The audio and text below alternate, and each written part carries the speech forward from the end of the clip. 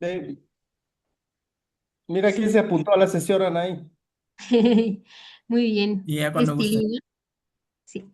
Bueno, buenos días, buenas tardes tengan todos ustedes. En nombre del doctor Iván, de la doctora Laura, del maestro Israel y de su servidora Anaí Mendoza Mo, hoy tenemos el gusto de iniciar con esta segunda sesión del año 2026 de nuestro seminario. En primer lugar, pues estamos muy felices porque pues ya llevamos como 8 años en estas reuniones académicas y sobre todo de intercambio de conocimiento y de todo lo que tanto estudiantes, investigadores estamos haciendo en torno a las reformas borbónicas, ¿no? Entonces, el día de hoy, pues tenemos un invitado especial que lo conocemos desde la licenciatura. El doctor Jorge Alejandro es doctor en Historia por el Colegio de México.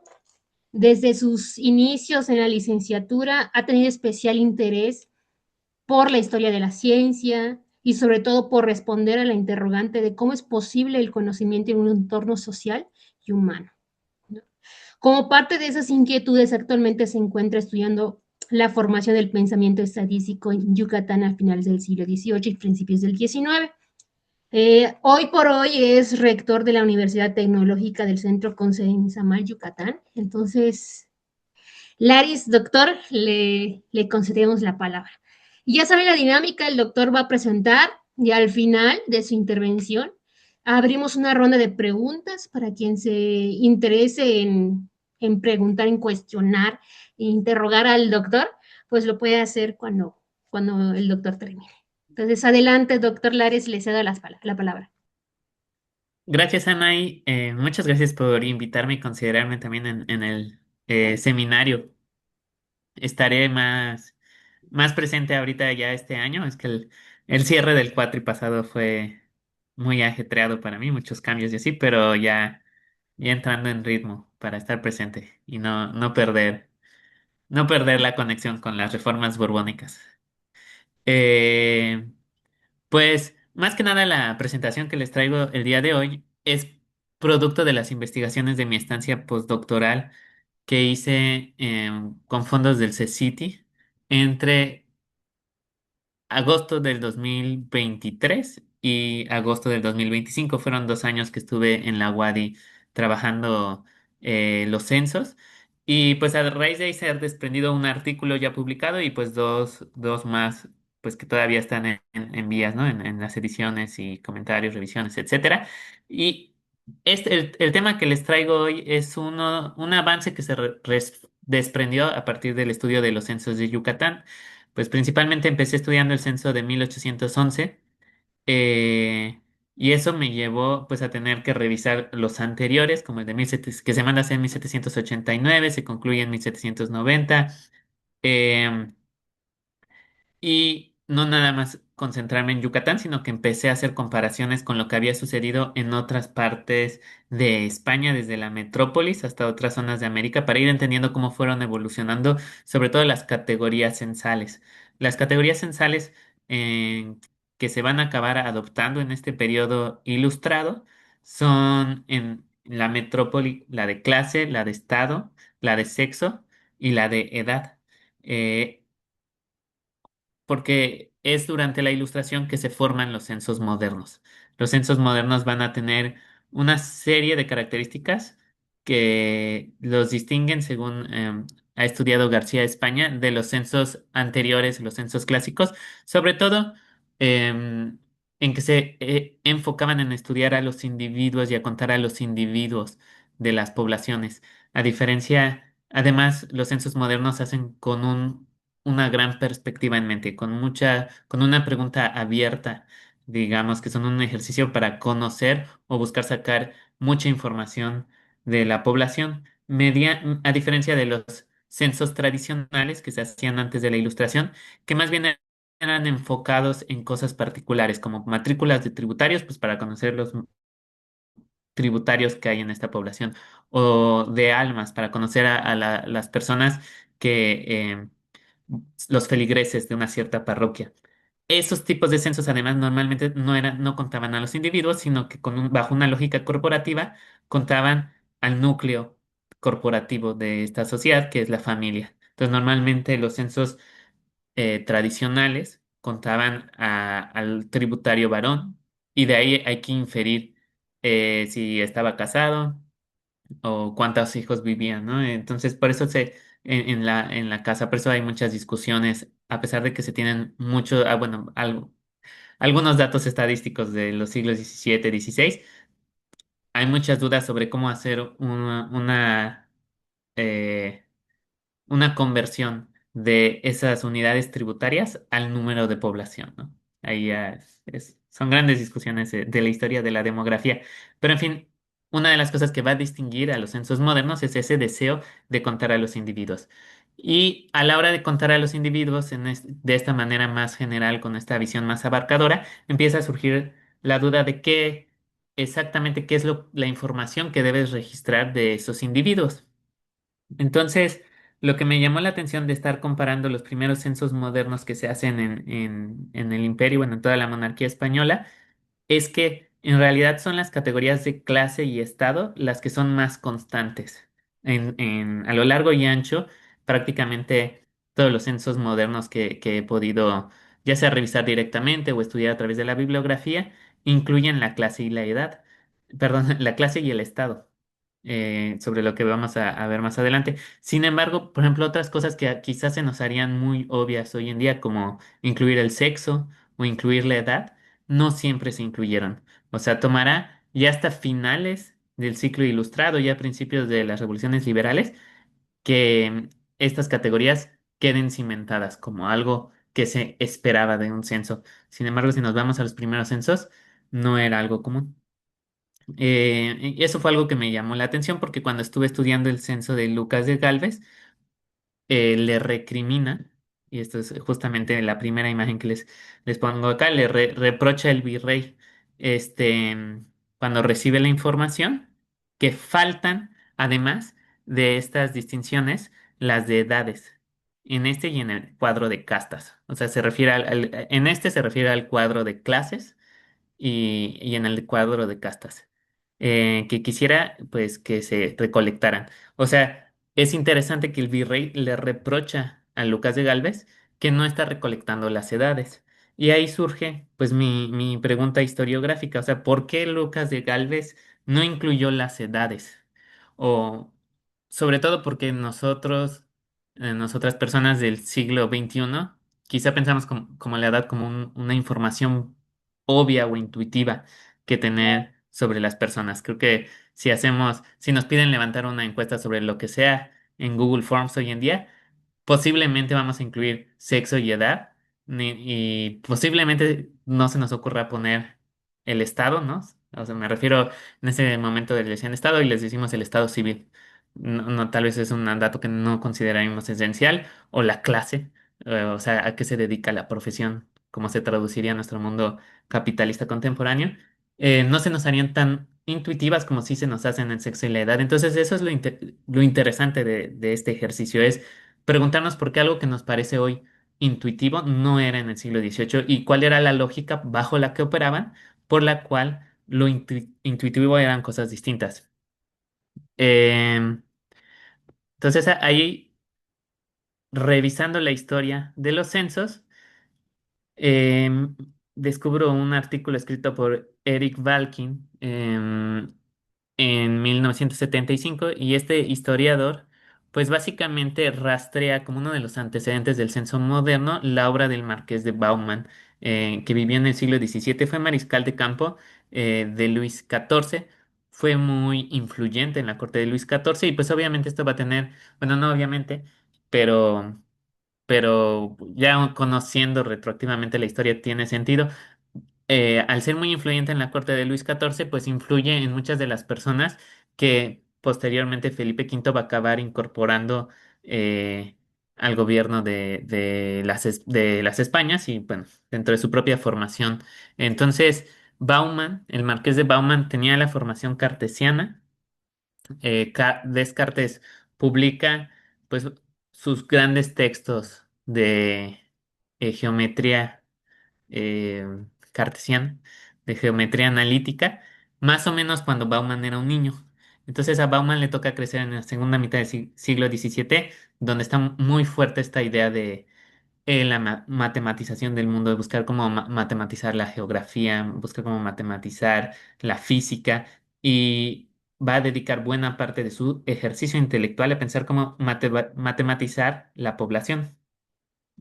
También hay autores influyentes en este sentido de lo que se conoce como la aritmética política, como Petty, pero ellos son más de influencia inglesa. Y para el caso particular de las categorías, noté que aunque Petty y la tradición inglesa también fue muy influyente, como que la tradición francesa tuvo más peso en este caso particular, en la tradición española.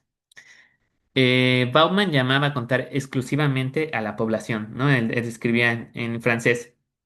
Tout le monde contenu grands en petit. O sea, todo el mundo contenido, grandes y pequeños.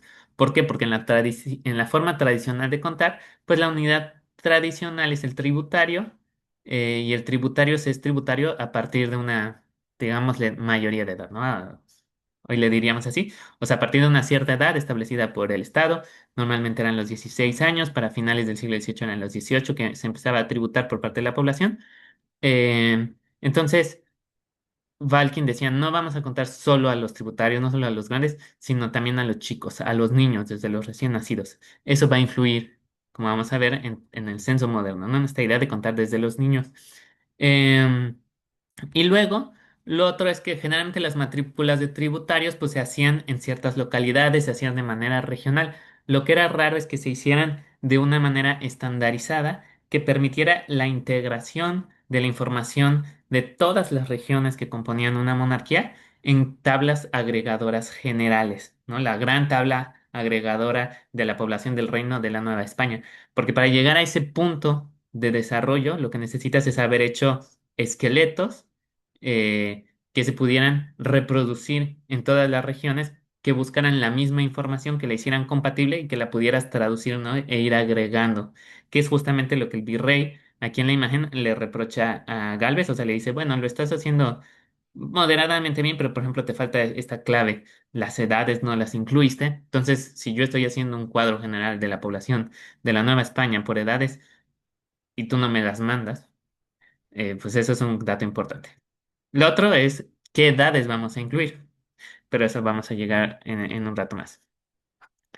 Eh, Ventura y de Argumosa, en 1743, uno de los grandes pensadores economistas del siglo XVIII español, escribe un tratado en el cual pone como ejemplo de los censos modernos el que se levantó en Canadá en 1681, justamente inspirado en en la ciudad de Bauman. Entonces vemos que Argumosa, que fue de suma influencia en la creación de los censos modernos en España, pues aquí sí está rastreando esa tradición hasta la tradición francesa, bueno, aquí Canadá en la zona de Quebec, hasta la tradición francesa en el siglo XVII. Entonces sí vemos esa continuidad ahí de pensamiento.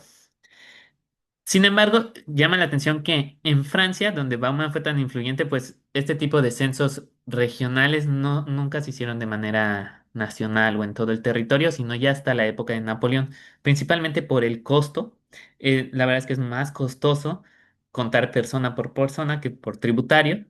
Em, y además, porque pues los burócratas y fisiócratas franceses e ingleses encontraron otras maneras ingeniosas de tratar de conocer la cantidad de la población, extrapolando a partir de el número de familias que podía tener una cabeza de familia, y otros temas, ¿no? Como el consumo de alimentos de una ciudad. Hacían ahí cálculos aritméticos y trataban de llegar a cálculos de población sin la necesidad de hacer un censo que es tan costoso. Entonces, hoy en día el censo lo tenemos también por sentado, pero saber que se discutía, no era tan evidente que fuera la herramienta deseable, sino que se discutía dentro de las varias opciones que había en la época, si era la mejor para ello. Bueno, en línea con García España, los ejercicios del censo de Aranda de 1768, el de Florida Blanca de 1787, el de Godoy de 1797, fueron los primeros censos modernos de España. Y sí, van fijando estas categorías, la de clase, la de estado, la de sexo y la de edad. Ah, poco a poco van a contribuir a que se adopten estas categorías en toda la España, porque los virreyes luego van a adoptarlas, parte de los esqueletos, y les van a dar las órdenes a nivel regional, de tal manera que para 1811, cuando se hace el censo de Yucatán por iniciativa propia del intendente gobernador, pues se toman ya estas categorías como algo dado a partir pues de la experiencia histórica que había habido antes, pero eso es en 1811, en 1790 no fue tan obvio. Y antes de pasar finalmente a la discusión de las edades, hay que tener en cuenta tres factores que influyeron en por qué la monarquía española tuvo interés en hacer estos censos. Primero, había un factor de relaciones entre la iglesia y el Estado. Entonces, como les dije, de las categorías dadas que aparecen en todos los censos de la época están las clases. Y entre las clases se distinguía pues en los tres estamentos. Y un estamento que recibe mucha atención también, de hecho, bastante atención si lo relativizamos al peso relativo de ese estamento en la población general, es el eclesiástico.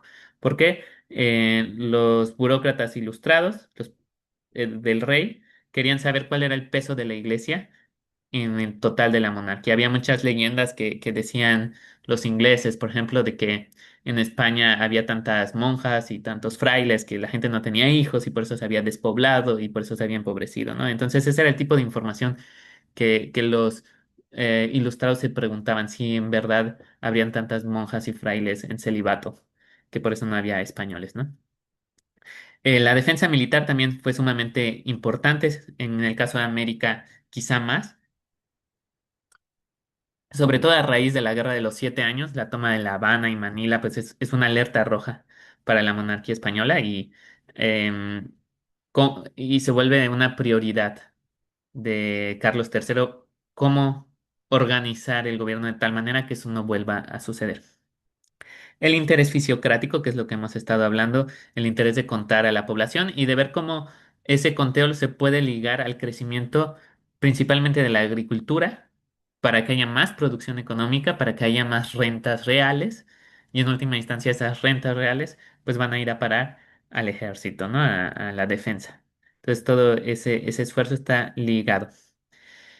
Eh, Allí llama la atención Antonio Saborit, escribió un libro sobre el censo de Revillagigedo con Alzate, las conversaciones de ambos, y él ve que Revillagigedo en la conversación, bueno, cuando está proyectando hacer el censo, pues una de las razones que también tenía era conocer el potencial tributario de la población, aunque mantenerlo, no desea ser explícito este objetivo a la hora de mandar a hacer el censo, sino que lo quiere mantener oculto porque no quiere que la gente, pues por miedo a que le pongan impuestos, no participe en el censo, ¿no?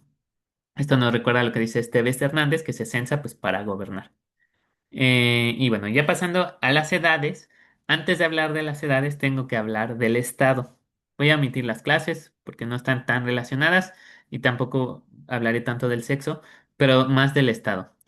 El Estado, como les digo, se traduciría, en términos del siglo XXI, diríamos Estado civil. O sea, se refiere a el modo de vida de la persona en sociedad. O sea, si es soltera, si es casada o si es viuda. Básicamente son los tres estados posibles.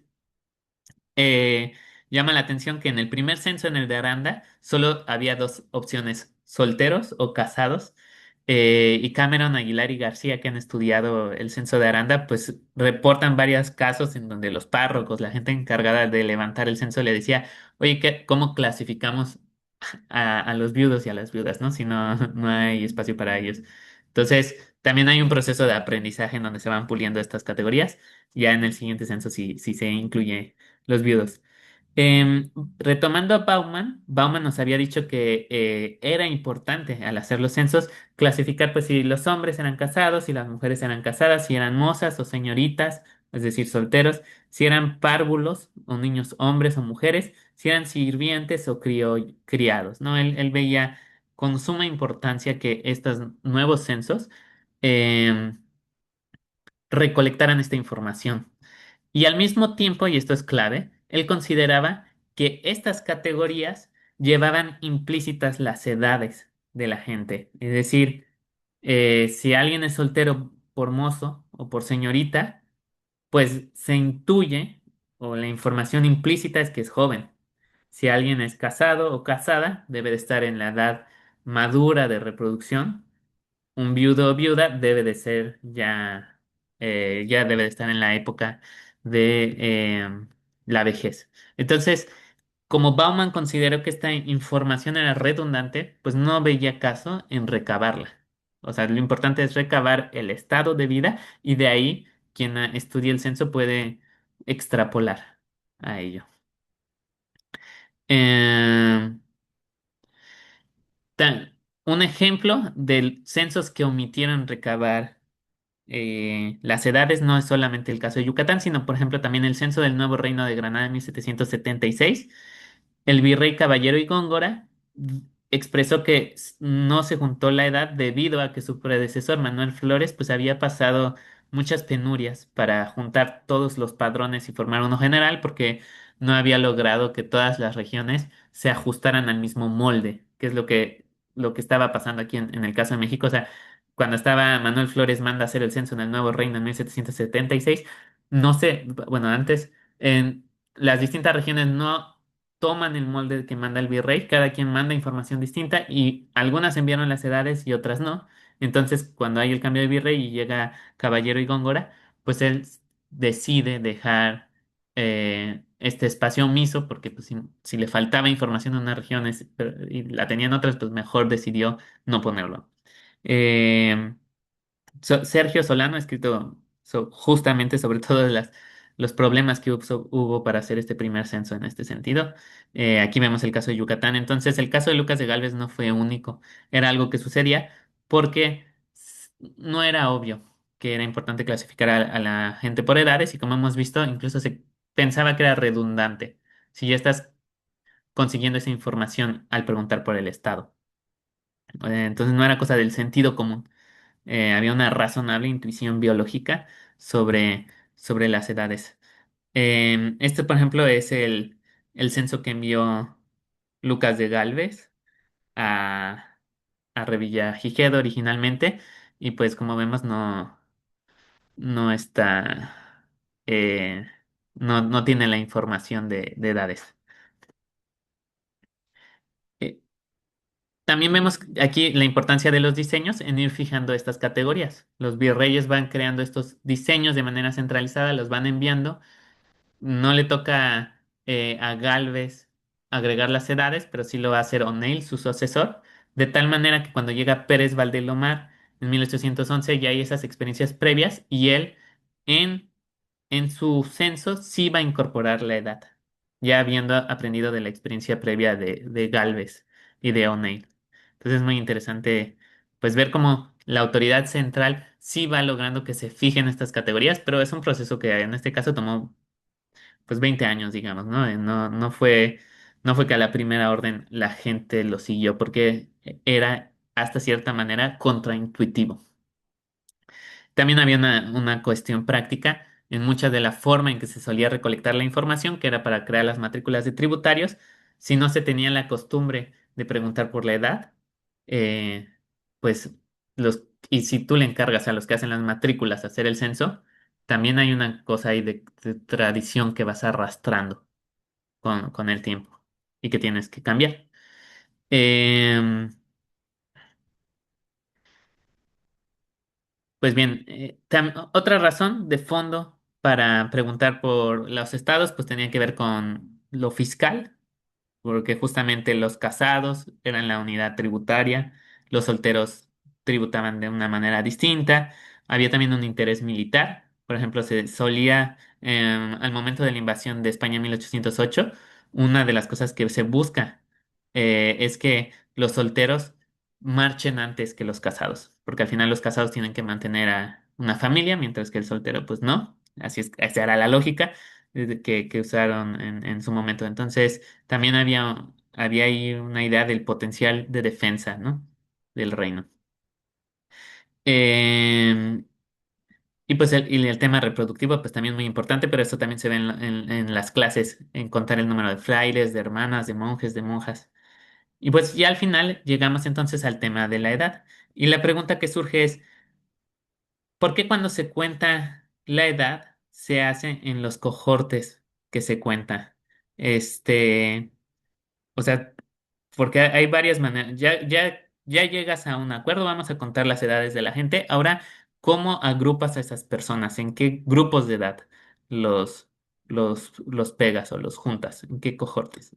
Vemos aquí un ejemplo del censo de Yucatán de 1811 y vemos que están estos cohortes del 7 a 16 años, de 16 a 25, de 25 a 40, de 40 a 50 y de 50 para arriba.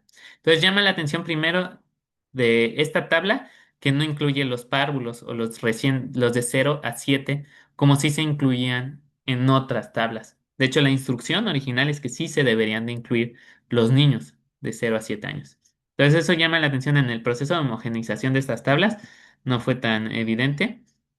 En esta otra tabla que les tengo puesta, sí aparece esa información. Vean, dice de cuna a 7 años, de 7 a 16, de 16 a 25, de 25 a 40, de 40 a 50 y de 50 para arriba.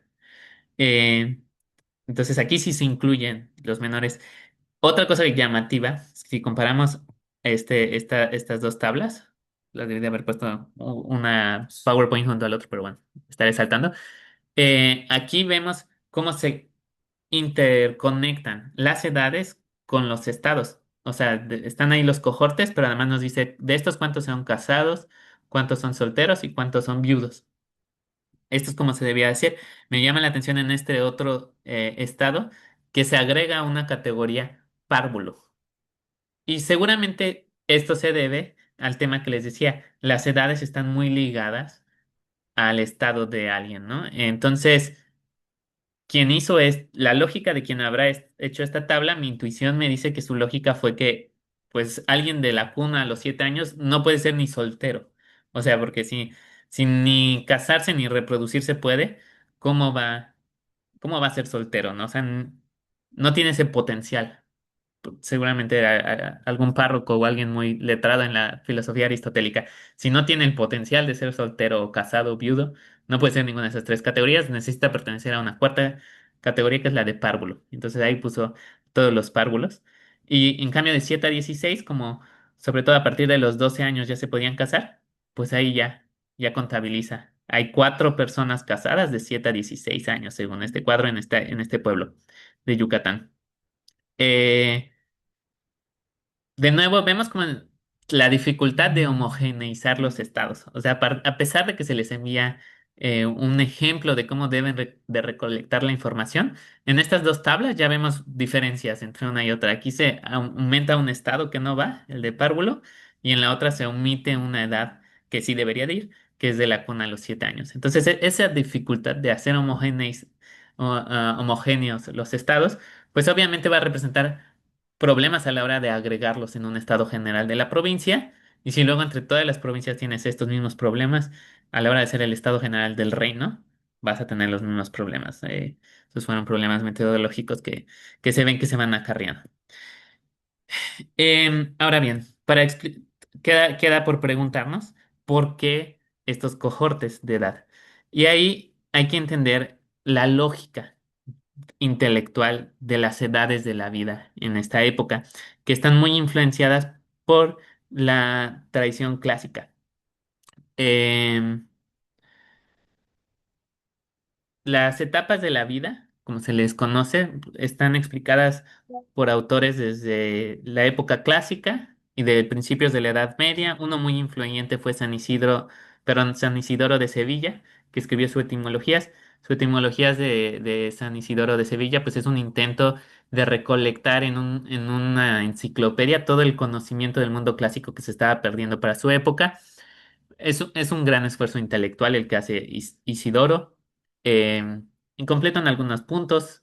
Quienes estudian geometría y así dicen que esos puntos no son tan buenos, pero quienes estudian otros temas dicen que en otros temas se nota que era más fuerte Isidoro.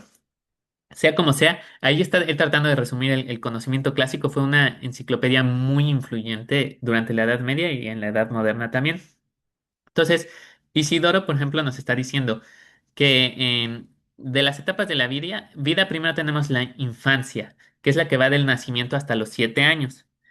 Dice, en esta época los niños pues no hablan muy bien, se pueden expresar, pero no pueden decir un discurso claramente. Luego viene la puericia, que dice es desde los 7 años hasta que son aptos para la reproducción. Entonces, durante este puericia, pues de los 7 a los tal vez 12 años, 14 años, no da un límite de edad exacto, dice que es hasta que sea apto para la reproducción. La tercera es la adolescencia, dice en la adolescencia que empieza con la pubertad, se desarrollan los órganos, los genitales, pero sin embargo, los jóvenes todavía tienen mucho que crecer, entonces ya se pueden reproducir, pero todavía no han madurado. Y él cree que esto inicia alrededor de los 14 años, esta adolescencia, y se prolonga, y aquí llama la atención, hasta los 28 años. Luego el apogeo de la vida es la juventud, que según San Isidoro, pues va de los 28 años a los 50 años, que es lo que él llama en latín la firmissima aetatum omnium, la edad pues más grande de todas, la edad principal de todas. Em, entonces, de los 28 a los 50 años, esto a veces puede resultar muy contraintuitivo porque a veces llenos de nuestros prejuicios pues contemporáneos, luego decimos, ay, la gente antes se moría a los 30 años, ¿no? Y a los 40 ya eres anciano. Y llama la atención aquí, pues ver cómo la gente decía, no, pues la edad, el apogeo de la vida, la juventud es entre los 28, 25 años por ahí, hasta los 50. De hecho, si vemos la historia de la antigua República Romana, se necesitaban 40 años para ser elegido cónsul. No, bueno, de hecho, muchas de estas visiones de la edad continúan influenciando nuestra idea de cuándo se entra a la primaria, por ejemplo, cuándo se entra a la secundaria, cuándo se puede ser elegido para un cargo público, para llegar a ser presidente de la República. Siguen influenciando estas visiones clásicas, aunque no seamos conscientes de ello, la manera en que está estructurada nuestra sociedad, ¿no? Y bueno, ya dice, la etapa señoril es la que va entre los 50 y los 70 años, y dice, cuando no es ni viejo ni joven uno, y finalmente la senil, que pues es después de los 70. Philippe Arier, que escribió un libro clásico sobre la infancia, él habla justamente de estas 6 etapas de la vida. Consulto a Isidoro particularmente, pero pues Arier consulta a muchos otros autores y dice, en general, estas son las etapas, variando un poquito dependiendo de los autores, las edades que inician o terminan, pero es de los 0 a los 7, los niños no tienen uso de la razón, no se les pueden poner tareas o trabajos para que terminen con una meta determinada, se distraen muy fácilmente, entonces de los 0 a los 7. Luego de los 7 a entre 12 y 18 años es la etapa juvenil antes de llegar a la adolescencia. Bueno, perdón, la etapa de la puericia antes de llegar a la adolescencia, que es entre los 12 y los 18 hasta los 25 años, nos dice Aries. Y luego viene la juventud, que es de los 25, él dice de los 25 quizá hasta los 35, y luego la edad viril de los 35 a los 45 50. Y ya llegando a la edad avanzada, que va de los 45 50 hasta los 60 o 70, y ya es la última etapa, él le dice de decrepitud. Eh, y nos dice, Aria concluye, estas etapas de la vida no corresponden solamente a etapas biológicas, sino a funciones sociales. Y ahí vemos por qué está tan anclado este concepto de la edad con el del Estado, ¿no? Hay una función social ligada a la edad. Están muy ligadas.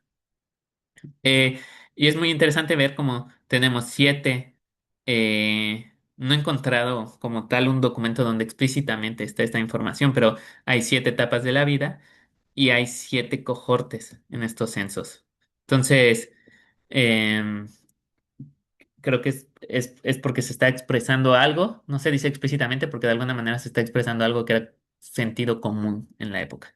Vamos a dividir a la infancia, los que no hacen uso de la razón, luego de los 7 a los 16, que es los niños antes de la edad reproductiva, de los 16 a los 25 la adolescencia, del 25 a los 40 la juventud, de los 40 a los 50 el señoril o edad viril, y de 50 hacia arriba el senil. Claro que hay otros factores que hay que tomar en cuenta, porque, pues, los cohortes coincidan, pero los límites de edad no coinciden tan exactamente como sugeriría la teoría. Por ejemplo, la edad pueril, la adolescencia no empieza a los 16, la edad para el matrimonio era a los 12, la edad para que una chica entrara a un monasterio es a los 12 también. Entonces, em, pues la edad pueril en estricto sentido debería ser como a los 12. ¿Por qué a los 16?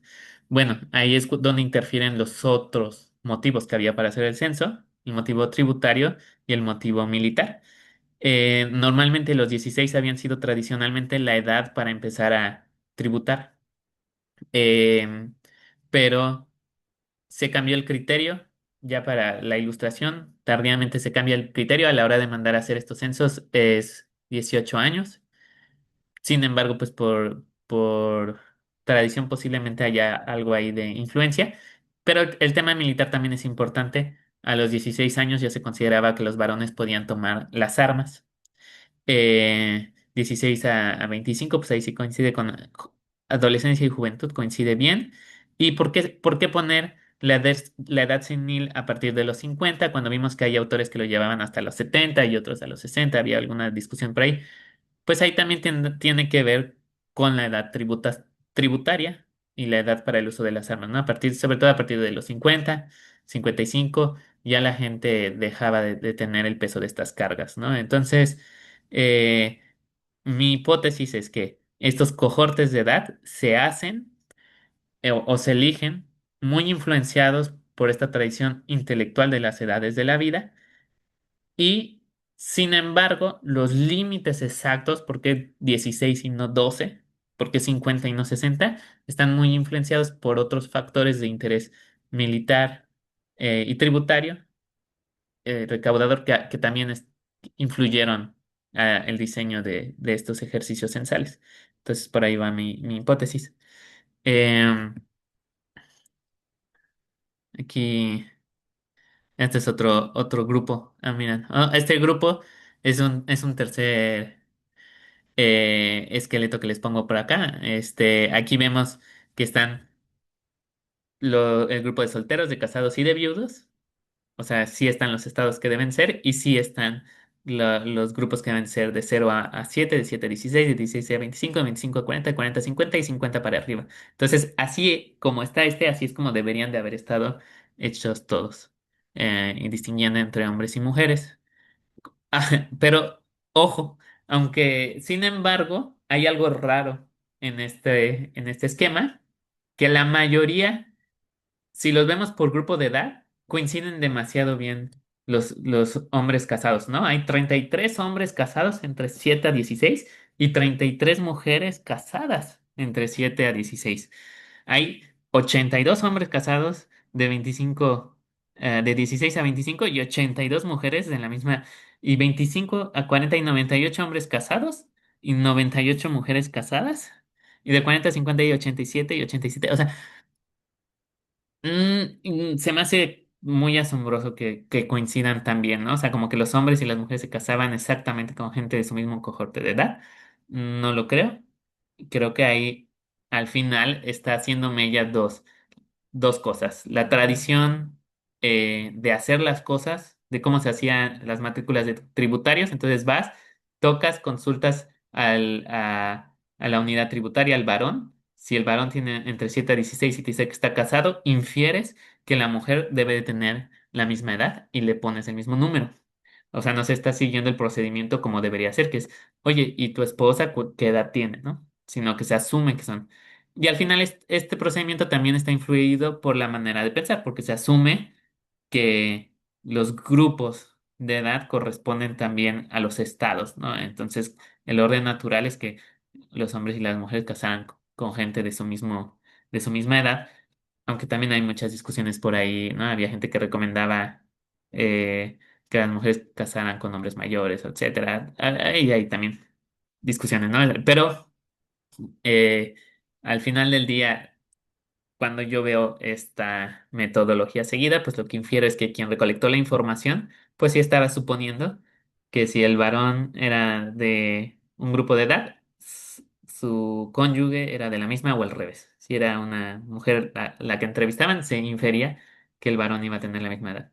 Entonces, em, aquí vemos que se sigue el patrón general de lo que sí debía hacerse, se sigue la forma, y sin embargo, cuando vemos el fondo, pues dudamos también, ¿no? Que se haya seguido el orden. Y pues eso nos recuerda al final que estos censos a veces son muy útiles para la historia demográfica, para tener aproximaciones sobre la población que hay en una zona, y son a veces la mejor herramienta que tenemos, pero pues son falibles, ¿no? O sea, fueron hechos por gente que tenía ciertas ideas, que tenía ciertos intereses, y luego hay que quienes los hicieron tuvieron que hacer que coincidan los números, que los que no siguieron las instrucciones, pues cómo acomodar la información que recolectaron, y luego, pues quizá este no recolectó bien la información, pero pues es la en que tienes. Pues verlos, la invitación es también a ver estos ejercicios, no nada más como fuentes de información, sino como documentos en sí mismo, que nos hablan mucho más, a veces de las ideas que existían en esa sociedad, más que... eh, no necesariamente del número de personas, ¿no? Yo soy un poco escéptico hoy en día cuando veo que me dicen, no, es que en Yucatán había 392.782 personas. Y digo, pues me pueden poner alrededor de 300.000 o alrededor de 400.000. Se me hace más preciso. Bueno, porque poner el número exacto, 392.653, te hace creer que tienes un conocimiento exacto, cuando en realidad pues no lo tenemos, ¿no? Porque el documento en sí pues es propenso a errores. Y eso no significa que no sea interés histórico, que es lo que he tratado de decir. Entonces, bueno, para finalizar, pues que decirles que estos censos modernos son hijos de una tradición matemática, de la aritmética política inglesa, pero en este caso específico de las categorías censales, hay mucha influencia de la fisiocracia francesa, de autores como Bauman. La clase y el estado fueron las categorías más valoradas en estos censos. Las categorías de la edad y el sexo no eran tan intuitivas, o a veces era contraintuitivo pensar que eran necesarias. Se pensaba que podían ser redundantes. Y entonces eso nos lleva a preguntarnos, ¿por qué? em, bueno, ¿por qué se siguieron los cohortes de edad que se hicieron en las edades? Pues tiene esto mucho que ver con las etapas de la vida, por un lado, la tradición de pensamiento de las etapas por la vida, y también por los intereses militares y tributarios. ¿Y por qué Lucas de Galvez no puso las edades? Pues posiblemente por una razón, bueno, por dos razones. Por una tradición intelectual que consideraba que era redundante esta información, que si tenías la información del Estado, iba implícita la información de la edad, entonces era redundante, era un gasto, un esfuerzo extra que no aportaba mucho más. Está por ahí la tradición intelectual. Y por otro, la tradición práctica de que en el levantamiento de las matrículas de tributarios tradicionales, pues no era una información que se usaba. Entonces, la información más a la mano, si se basó en matrículas de tributarios, o la gente que salió a recolectar la información, si había participado en hacer esas matrículas, pues em, era sin las edades, ¿no? Era parte de esa tradición, de esa inercia que trae del pasado. Y pues bueno, esa es mi exposición del día de hoy. Quedo ahora abierto a las preguntas y comentarios que quieran hacer. Muchísimas gracias, Laris, doctor Laris. Entonces, ahora abrimos una ronda de preguntas para quien desee realizar alguna interrogante. Abrimos el espacio. Ay, creo que la doctora Laura, a ver quién, ¿no? El doctor Iván, adelante, doctor. No, no, Laura primero. No, pensé que levantó la mano la doctora Laura, pero no. No, no, más que nada, pues muy interesante, obviamente, siempre lo que nos presenta Laris. A mí me sirve mucho porque yo precisamente estoy trabajando un censo de 1766-68 para Tabasco, y es como un híbrido también este. Yo pienso igual y no sé, obviamente tú has visto más, en el caso de lo que yo he visto, que influyó mucho ese censo que le solicita Carlos III a este funcionario, es un anterior a lo que va a ser un intendente, es un alcalde mayor, pero tiene unas características muy particulares, ¿no? Lo comentamos hace casi un año cuando estuvimos conectados. Y este personaje lo que hace es obviamente con base a la información que estaba llegando a España de lo que pasaba en la zona, pues la población de Tabasco es una población muy evasiva, es muy difícil también de registrar. O sea, tenía sus características la zona, ¿no? En términos de que cualquier intento también de sujetarlos, pues se iban a Honduras, se iban a Chiapas, se escapaban, ¿no?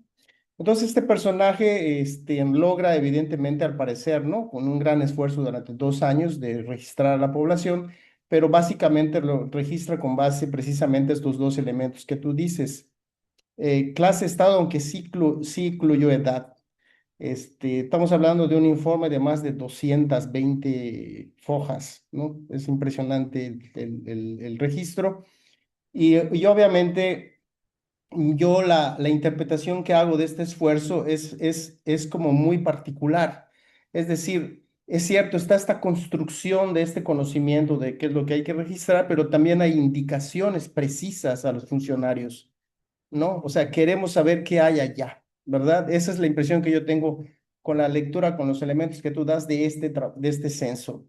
¿Y qué es lo que querían saber? Pues básicamente con quién se podía contar, incluso de población blanca y criolla, para el ejército, ¿verdad? Para los mandos altos, y con quién se podía contar para tributos, ¿no? Fundamentalmente. Y otra cosa que lo caracteriza, porque pues yo lo he estado trabajando, es que no hay mujeres. Fue estrictamente dirigido a la población masculina, lo que habla de que es un censo muy especializado, ¿verdad? Es así, muy enfocado, ¿no? Esa es una variable, pues, de todos estos ejercicios que se están viendo, ¿no? Lo interesante del asunto es que con lo que tú dices, de manera más precisa, ¿no?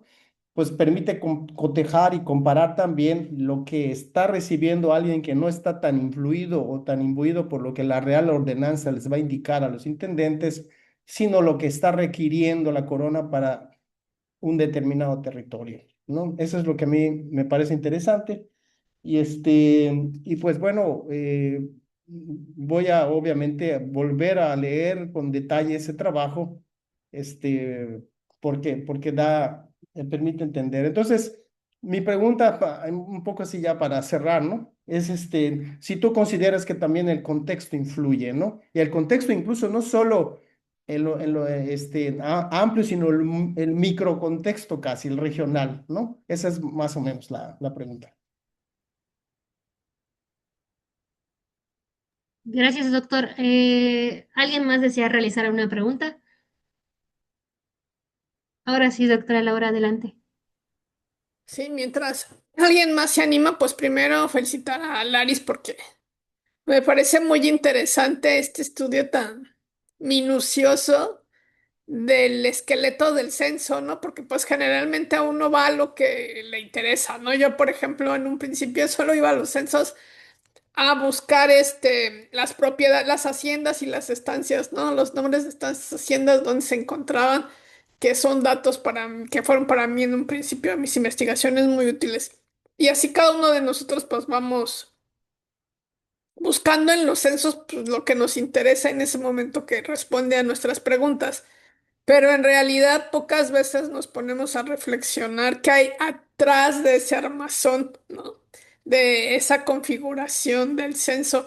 Entonces, en realidad nos haces ver cosas que pues yo la verdad ni había notado. O sea que no, este, que hay cosas que no están, porque claro, porque en ese momento nosotros no son parte de nuestras preguntas. Entonces, bueno, primero sí te agradezco ese examen tan detallado que además se va mucho más atrás en la historia para ver de dónde se está inspirando, ¿no? Los modelos, este, que toma. Entonces, en ese sentido, me parece, la verdad es que un gran acierto de tu parte.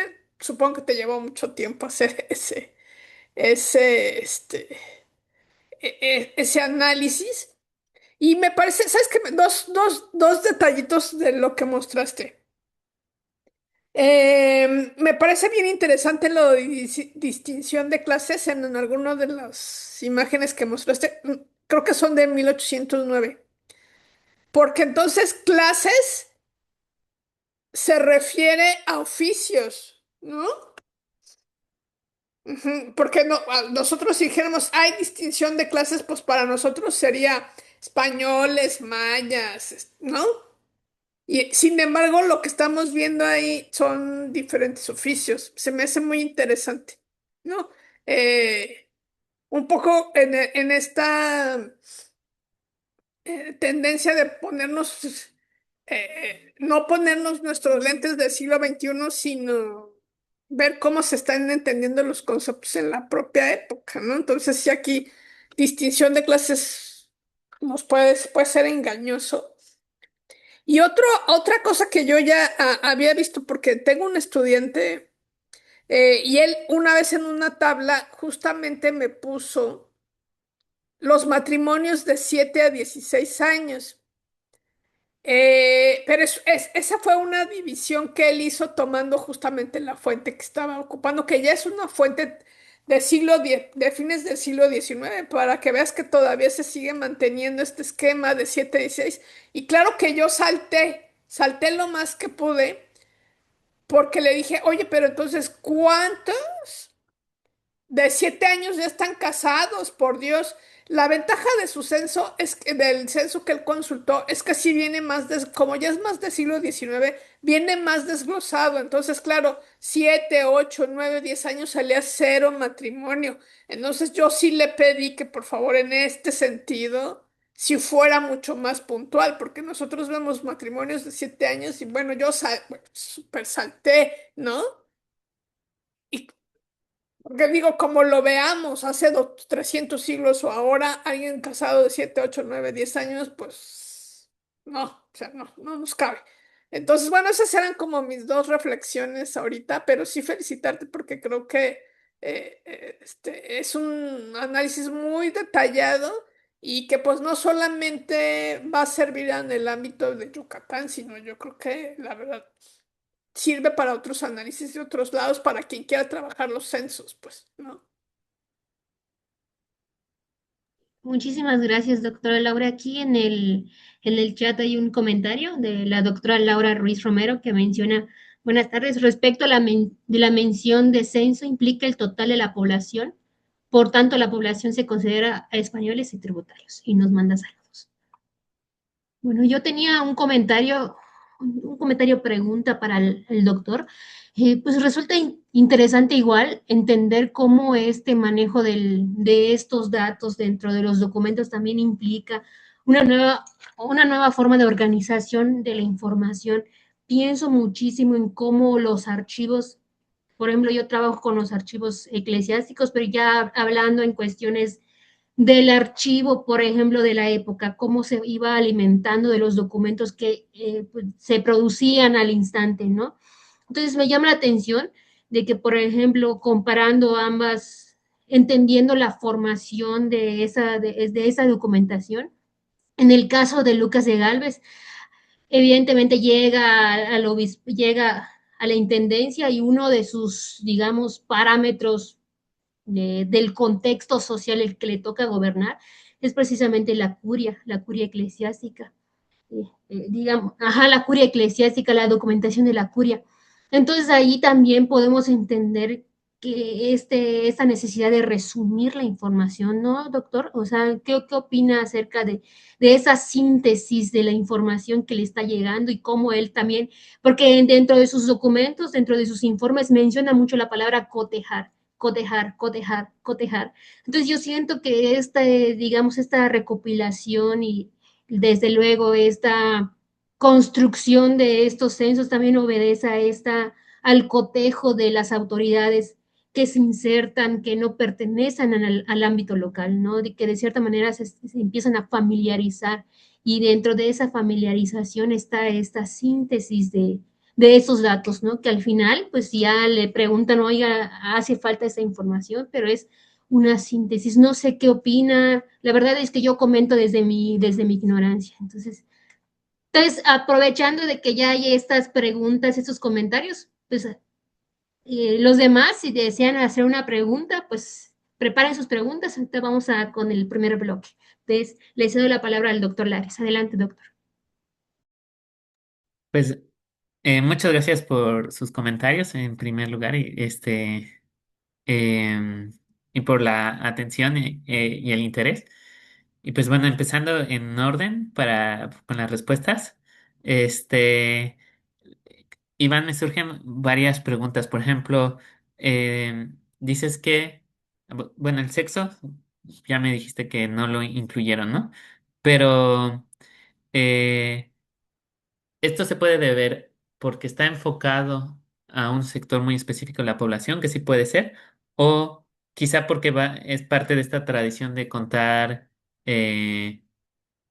No sé, vamos a contar los jefes de familia y si es un casado, pues se intuye que hay una mujer, ¿no? Y si es soltero, ¿no? Claro, se volvería ahí difícil conocer el tema de las solteras.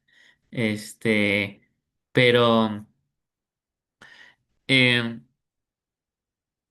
creo cuando estuve haciendo este análisis de las edades, que es algo que se me pasó a decir, sí hay una visión de género al final en la definición de las edades, ¿no? Cuando voy viendo, pues que se considera que el máximo, o cuando vas viendo los cohortes de edad que se van eligiendo, es con una mira de al varón, ¿no? Al varón se le está midiendo como alguien que tributa o alguien que va al ejército y a la guerra. Entonces, es posible que si hubieran escogido los cohortes de edad pensando, por ejemplo, en las mujeres, no sé, en la edad reproductiva, por ejemplo, hubieran sido distintos.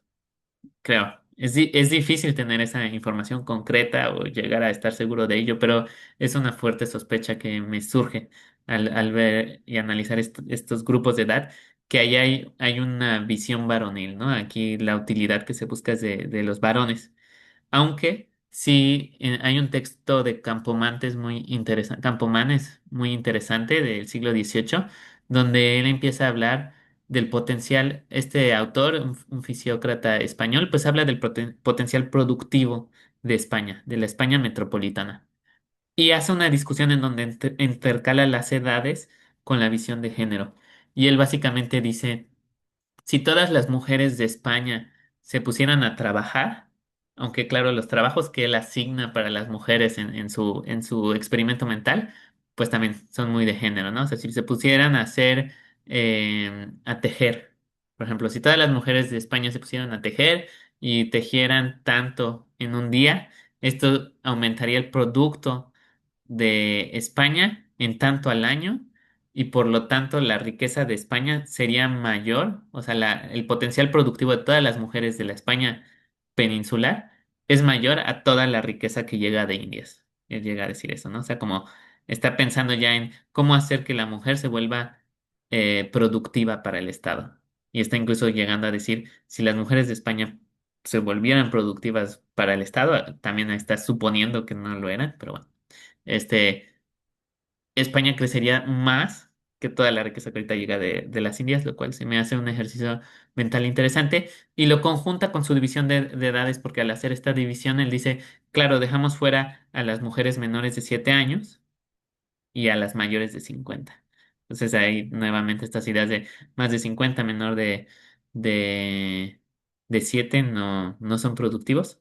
Sí puede ser como es el censo que me dijiste es de los 60 que, que haya una transformación más tardía en el siglo, que se empiece a ver a las mujeres como un ente potencialmente más productivo y por lo tanto también llame más la atención de, de quienes hacen los censos. Y eso permite explicar por qué el sexo también no se incluye a veces en algunos censos, pero sí en otros. Y sobre todo hacia finales del siglo se va haciendo más importante contabilizar también a las mujeres, ¿no? Porque se les va entendiendo como agentes productivos también que enriquecen el Estado. Eh, sobre me dijiste que recibe instrucciones precisas, pero por ejemplo, de las edades, los grupos de edad vienen en las instrucciones, o sea, en las instrucciones que recibe este agente en Tabasco, le dicen, ¿vas a dividir a la edad en estos cohortes? O solamente les dice, vas a organizar a la población por edades. O también otra pregunta que me surge es si le llegan esqueletos. ¿Le vas a distribuir la información en estos esqueletos de esta manera o solamente se le dice vas a recabar esta información?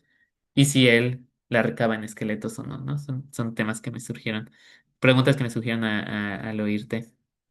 Y el contexto regional sí influye, y de hecho influye mucho eh, para el tema de, de las castas, que es un tema que a propósito dejé fuera. De hecho, cuando estuve preparando para publicación el artículo, en alguna revista me lo rechazaron porque me decían que tenía que incluir las castas en este análisis. El tema de las castas es súper interesante y hay muchísima bibliografía, quizá pues por lo mismo, ¿no? Porque nos interesa mucho en el siglo XXI, hay muchísima más historiografía sobre este tema. Pero yo lo que quería hacer es llamar la atención que las otras cosas que tal vez no son la casta y que también están en ese censo, también son interesantes, ¿no? O sea, que no demos por hecho que se cataloga a la gente por sexos o que se cataloga a la gente por edades, porque, porque no es algo con lo que se nace, ¿no? Que es algo que viene del contexto social. En el caso de las castas es muy claro que sí varían mucho de una región a otra. En el caso de las edades, se adoptan mucho estos cohortes, yo no los he visto variar. Lo que pudiera hacer que varíen es cuando se considera a alguien que tiene 16 años, ¿no? No sabemos, si mucha gente no sabía contar, quizá no sabía bien su edad, y entonces ahí es más bien cómo te ven, que te están juzgando en un cohorte y otro. Eso también es un elemento, y eso sí podría variar regionalmente, ¿no? Eh, de lo que comentó eh, Laura Machuca. Sí, es muy interesante también. La parte de las clases son los oficios y los estamentos, porque viene, hay un espacio para la nobleza, los hidalgos, para los exentos o con fuero, donde entra la gente con fuero militar, fuero de la Real Hacienda. Y el tercer estado se divide en oficios. Y ahí vienen muchos oficios en el tercer estado. Y el estado eclesiástico también se divide como bastante, eh, bueno, con más detalle, ¿no? Más dividido. El que menos se divide es en la nobleza. Eh, um, pero este es un elemento que va a distinguir y se relaciona con uno de los comentarios que pusieron en el chat. Es uno de los elementos que va a distinguir al censo moderno de los antiguos. Cuando tú cuentas tributarios, cuando tú cuentas gente que paga impuesto, no cuentas a la nobleza. Entonces, muchos de los censos, digamos, de los conteos de población que tenemos anteriores al censo moderno, no van a contar a a la nobleza y muchas veces ni al clero, porque no son sujetos de impuesto. Y eso va a distinguir justamente al censo moderno que dice, aunque no pagues impuesto, pero quiero saber cuántos hay de ti. Eso cambia mucho esa actitud. Em, Porque también los ilustrados que están muy preocupados por la producción económica, también hay mucho este pensamiento entre los ilustrados que va a explotar en la Revolución Francesa y luego en la Revolución Liberal, en las revoluciones liberales españolas, pues de que los nobles eran una paria, ¿no? Para la sociedad. No están produciendo, viven del resto. Entonces, también de eso lo vemos reflejado en los censos, en este interés por contarlos. Em, de de los matrimonios, pues sí, si hay. Nunca he investigado yo directamente los matrimonios, he leído artículos de gente que estudia los matrimonios y hasta donde he entendido, la iglesia permitía el matrimonio a partir de los 12 años. Entonces, en principio, antes de los 12 años, no debería haber matrimonio, pero pues también ahí entran las dudas, ¿no? De qué son los 12 años, o sea, tal vez. Tal vez en un indicador más práctico podría ser en el caso de las mujeres, la primera menstruación, ¿no? que se considera eso como los 12 años. Y eso puede variar mucho de región a región. Seguramente habría regiones que tuvieran ciertas visiones de cuándo empezaban esos 12 años que diferían de otras sociedades. Y seguro había otros grupos en los vastos dominios, ¿no? En toda América hubiera grupos sociales que cazaban desde antes, y sobre los cuales pues las autoridades se hacían de la vista gorda, ¿no? Entonces, ahí sí, la diversidad.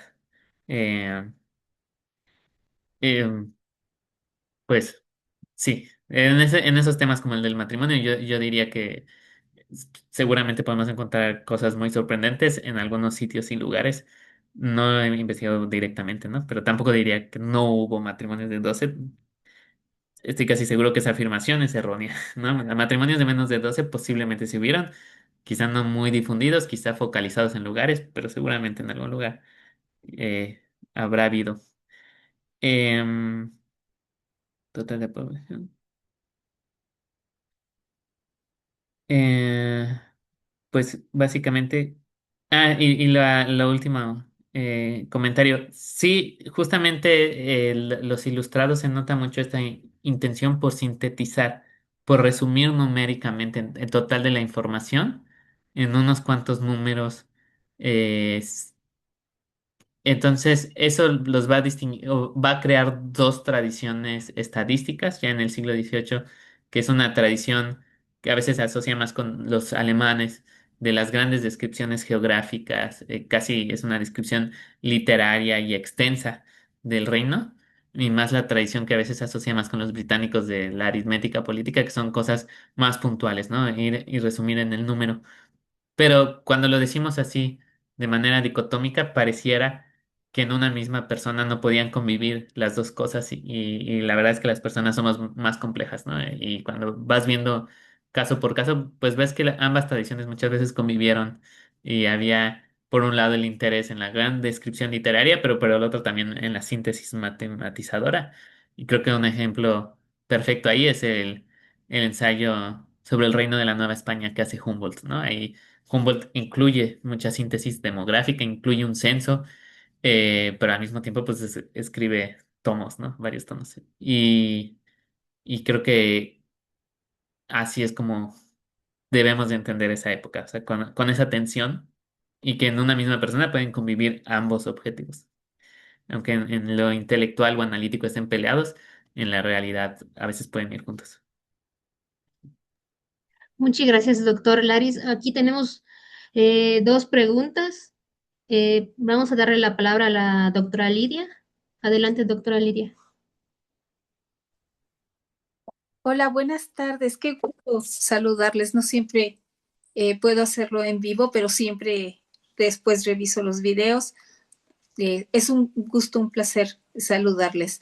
A mí me interesó muchísimo la ponencia por diferentes razones.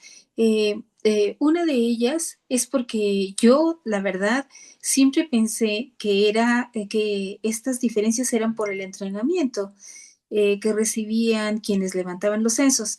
En el caso de los pueblos de indios, generalmente eran los escribanos indios. Entonces, los de la cabecera, pues tenían mucha más experiencia.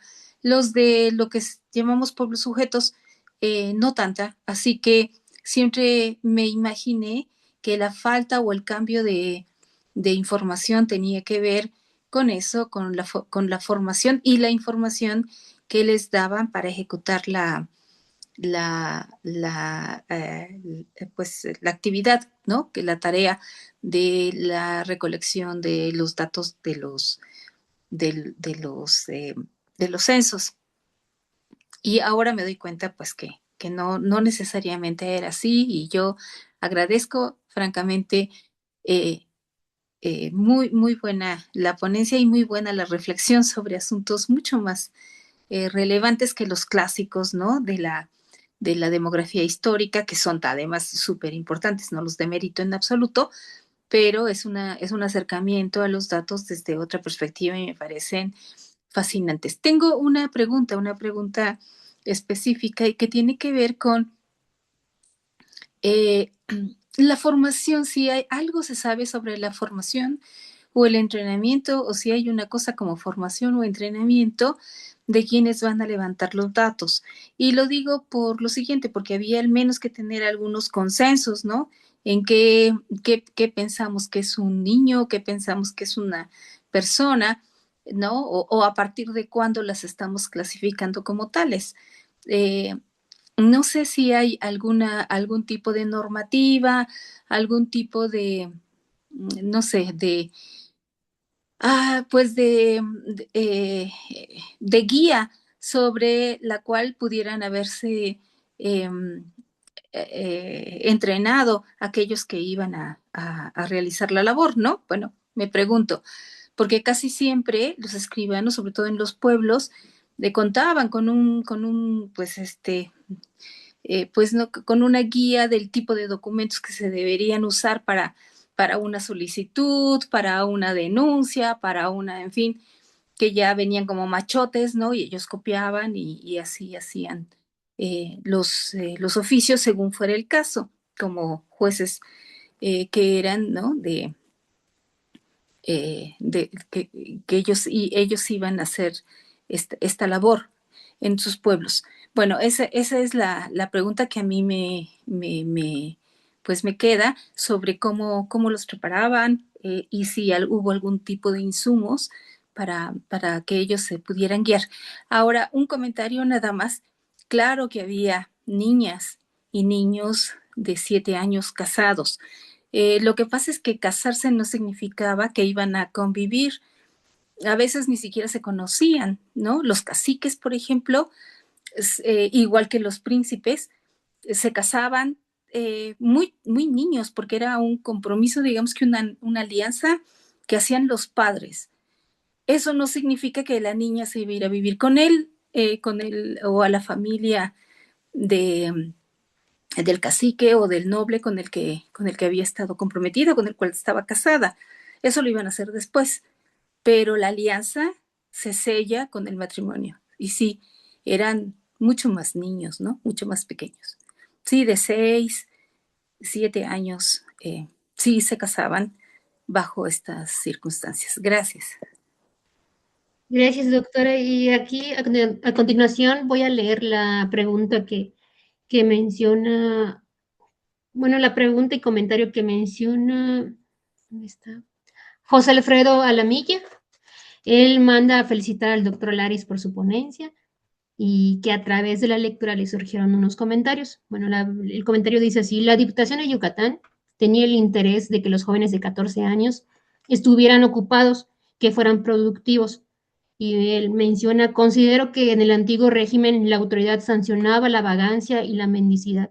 Dependiendo de la edad y de los sujetos, podrían ser mandados a aprender un oficio o los mandaban a la milicia, incluso a poblar la zona de tierra adentro. Ese tema de la vagancia y la mendicidad lo he encontrado en los bandos de policía para la Ciudad de México, llegando hasta la primera mitad del siglo XIX. Entonces aquí hay otra pregunta referente a lo que acaba de comentar la doctora Lidia, como en el caso de Copo de Algodón, hija de Moctezuma. Entonces, ¿alguien tiene alguna otra pregunta para cerrar esa sesión, este, cómo se menciona esa ronda de preguntas? Entonces, son esos tres comentarios, doctor. Sí, Adelante, pues doctor, le cedo la palabra. gracias. Pues en primer lugar, agradecer a Lidia por su comentario. Me surge una duda sobre el caso de los matrimonios, si se hacía el matrimonio como tal o si se quedaba en el esponsal, ¿no? No sé mucho de los esponsales, pero por lo que he leído es como algo así como el acto de promesa, ¿no? Cuando es la comprometida o algo así. O sea, si eso es lo que se hacía desde los 7 años o si el casamiento como tal se hacía. Pues Sí. no, pues la verdad, francamente, no sé, porque no está ese detalle, simplemente que había, porque no lo tenemos en el registro de matrimonios. Entonces supongo que solo era ese compromiso, ¿no? Porque no está registrado en los matrimonios. Mm. Ujú. Entonces sí, es cierto, tenía que pasar por este proceso para hacer oficialmente un matrimonio. Tienes toda la razón, ¿no? Pero sí, era tratada la niña el joven, luego era ya un señor, ¿eh? No, no necesariamente un joven, eh, eran tratados como esposos. Todo el mundo lo sabía y les daba ese lugar socialmente, pero tienes razón, legalmente no eran. Pero yo creo que a la hora de levantar los censos, muchos, no, o sea, no llevabas el documento, supongo, ¿no? O sea, simplemente como lo mismo, que me encantó lo que dijiste, yo estoy fascinada de lo que comentas, porque estos censos son de una percepción social, no necesariamente de una realidad, ¿no? Hay una percepción desde que eso me encanta. El que levanta el censo es el que percibe y entiende cómo, a partir de la creación de estas categorías que también surgen de una percepción, ¿no? Entonces, a mí me parece interesantísimo. Nadie llevaba su acta de nacimiento, simplemente, ¿no? Era como se percibían, ¿no? Que podían ser. No, me encantó. Muchas felicidades. Gracias. No, y gracias también por tu comentario. Sí, porque me quedé pensando, creo, alguna vez, si no estoy mal, pues la palabra esposo o esposa incluso viene de ese acto de esponsal, ¿no? De promesa, que es no tanto cónyuge lo que debería de haber sido el cónyuge, sino esposa o esposo, ¿no? Como que ya desde el momento de la promesa ya se da ese tratamiento y hasta afectó el lenguaje hasta el día de hoy. Eh, y lo que me comentabas del entrenamiento, lo que he visto que se reparten son los esqueletos. Incluso en el 89, Revillagigedo llegó a repartir los esqueletos impresos.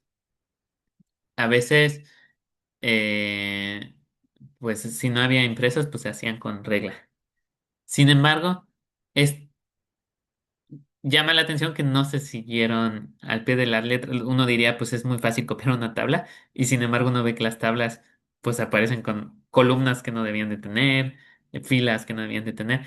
Entonces, ahí hay un proceso, seguramente los esqueletos impresos no eran suficientes. Hay un momento en el que una autoridad en, eh, en la subdelegación quizá ya los transcribe y para el momento en que llega al pueblo, porque además muchas veces, también cosas que he notado, estos esqueletos cuando tienen un error, tienden a tenerlo, en el caso de 1811 en toda la subdelegación, porque en 1811 se encargó al subdelegado supervisar. Entonces, si el subdelegado cometía el error, ya todos los de abajo lo hacían, o quizá el subdelegado a la hora de agregar los datos, pues los manoseaba.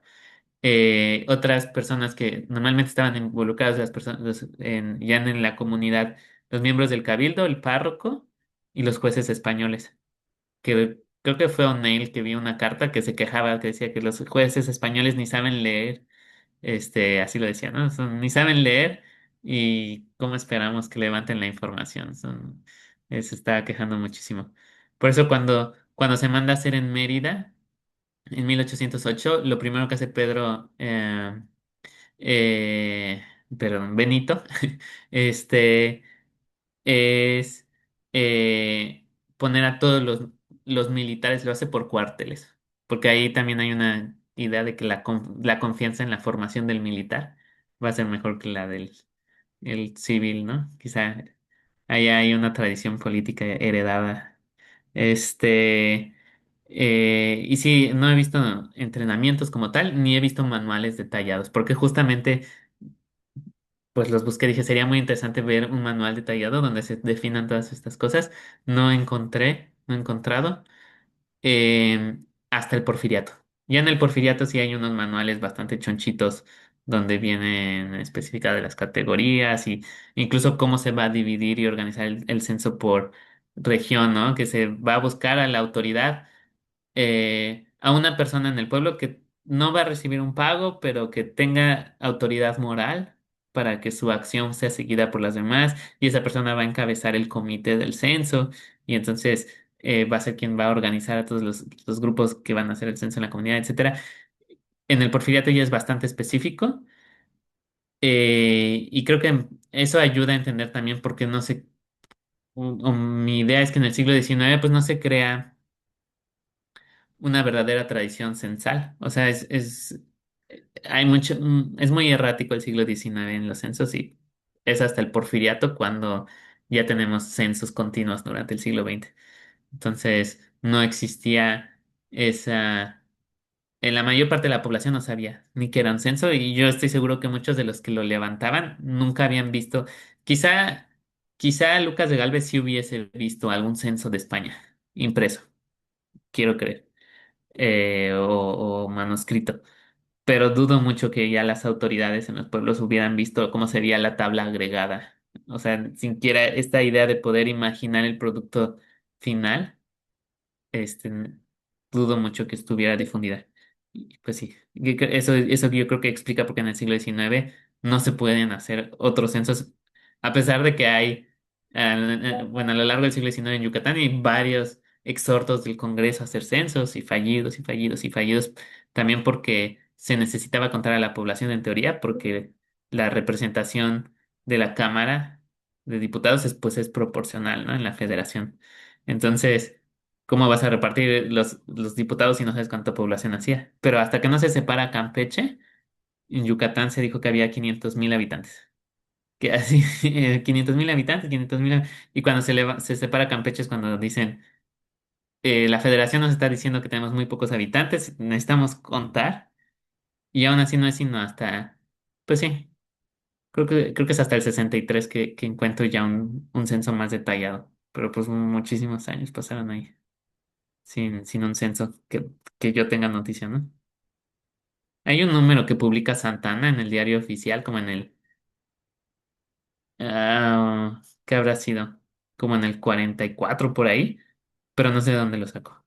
Y se me hace que, porque además es como 530. Dije, muy cercano a los 500 que siempre habían dicho los yucatecos. Sí. Y de las preguntas escritas, perdón, es muy interesante. Yo sí había notado lo de la Diputación Provincial de los 14 años. Eh, También me llama la atención que no coincide con los 16, pero nunca lo pensé o sea, de la otra manera, que es, eh, si cuentas a los ocupados, de alguna manera también estás contando a los desocupados, ¿no? O sea, esta idea de contar también a los vagos sería interesante seguramente son todos factores que influyeron a la hora de decidir los 16 años, ¿no? A ver, los matrimonios empiezan a esta edad, la gente se considera que debe trabajar a partir de tanto.